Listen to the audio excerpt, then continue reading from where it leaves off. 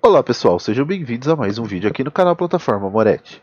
No canal são apresentados assuntos referentes à engenharia agrícola. Meu nome é Vitor Ricardo Rodrigues da Luz, sou aluno de graduação de agronomia na UFPR e hoje trago para vocês esse vídeo referente a tecnologias de aproveitamento hidráulico pelo uso de turbinas hidráulicas.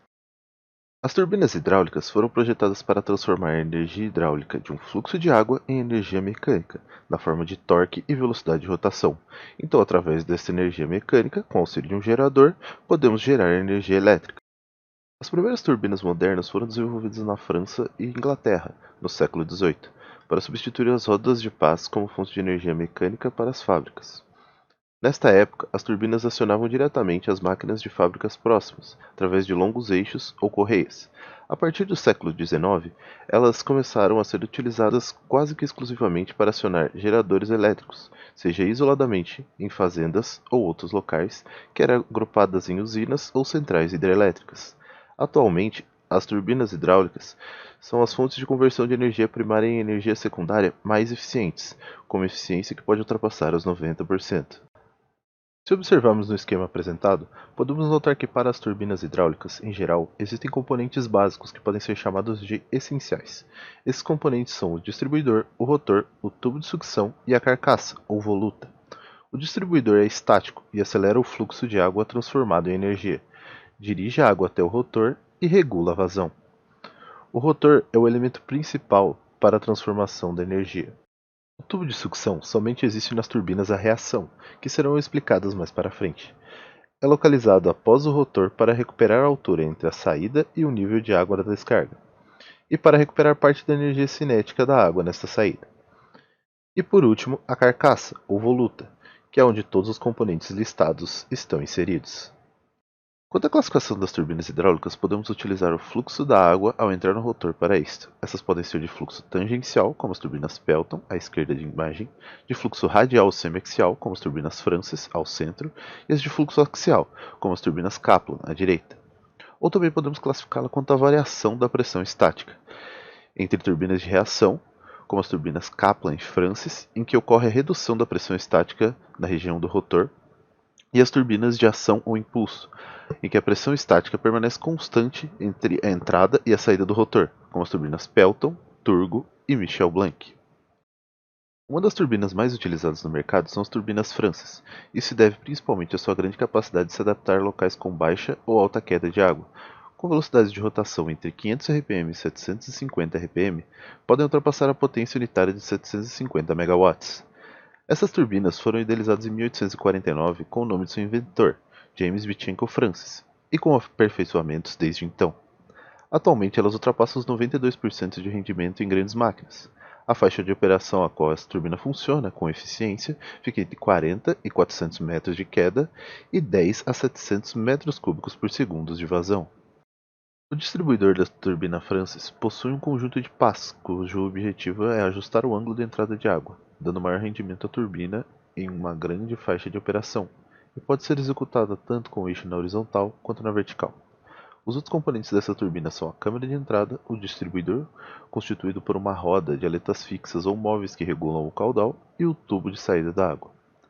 As turbinas Francis podem ser a horizontal simples, horizontal dupla, vertical e de dupla regulação. As usinas hidrelétricas de Itaipu, usina Tucuruí, usina de Furnas, usina de Foz da Areia, entre outras no Brasil, funcionam com turbinas tipo Francis. Já as turbinas Kaplan foram desenvolvidas em 1912 pelo engenheiro austríaco Victor Kaplan, que criou um tipo de turbina hidráulica a partir das turbinas hélice, com a possibilidade de variar o passo das pás.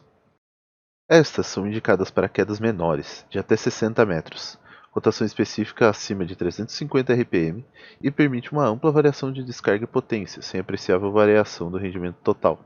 Elas podem ser Kaplan vertical, Kaplan S de montante ou jusante, turbina bulbo e turbina open pitch.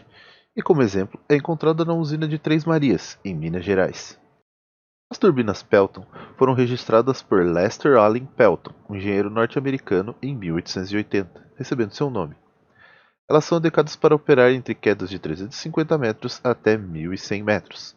Portanto, são mais comuns em países com topografia montanhosa, oferecendo altas quedas, por isso sua utilização no país é reduzida se comparada às outras duas. Estas operam com altas velocidades de rotação, um rotor ao centro cercado por bocais e jatos oriundos desses injetores que o movimentam. Cada bocal é controlado por um servomotor com uma válvula na forma de agulha que controla a vazão dos jatos no rotor, o choque desses jatos nas conchas do rotor que o movimentam, devido ao impulso.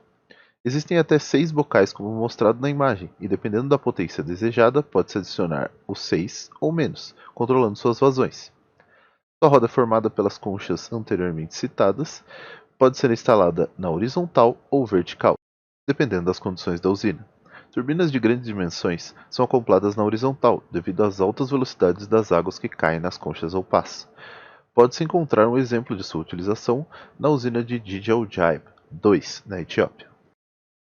Com os principais tipos de turbinas hidráulicas utilizados no Brasil apresentados e suas características referentes a eles, podemos então determinar o tipo de turbina que se encaixa em cada caso, devido às características presentes no local de instalação. Quando irá ser instalada uma turbina hidráulica, deve-se atentar às perdas de rendimento. Não somente nas perdas de carga da instalação, mas também às perdas na transformação da energia hidráulica em elétrica. Algumas parcelas da energia hidráulica não são convertidas em energia mecânica, mas sim em calor ou energia interna, desde na turbina, como quantificado na terceira coluna da tabela 1, representado pela letra grega eta T, até na transmissão e no próprio gerador. Nas turbinas podem ocorrer perdas internas, que são as perdas hidráulicas, quarta coluna da tabela 1, e as volumétricas, que somente ocorrem nas turbinas de reação, como demonstrado na quinta coluna da mesma tabela. Mas além disso, há também as perdas externas, chamadas de perdas mecânicas, demonstrada na sexta coluna desta tabela.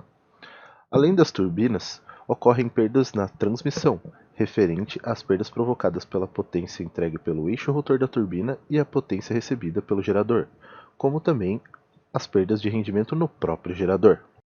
Estas, em conjunto, geram a perda do sistema turbina-gerador, como quantificado na tabela 2, para as diferentes turbinas do mercado, Pelton, Michel-Bank, Francis e as axiais, das potências menores que 50 kW, entre 51 e 500 kW e entre 501 e 5.000 kW.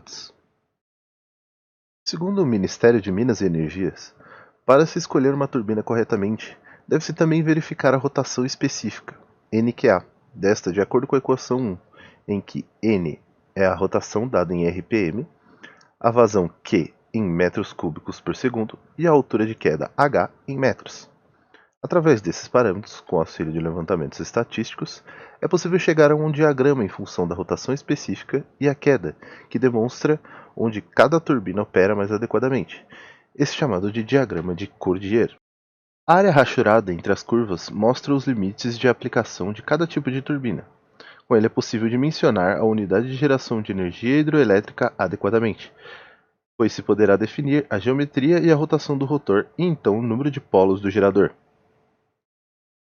Para a escolha definitiva da turbina, também dependemos da potência estabelecida para cada unidade geradora, além de outros aspectos técnicos em consequência.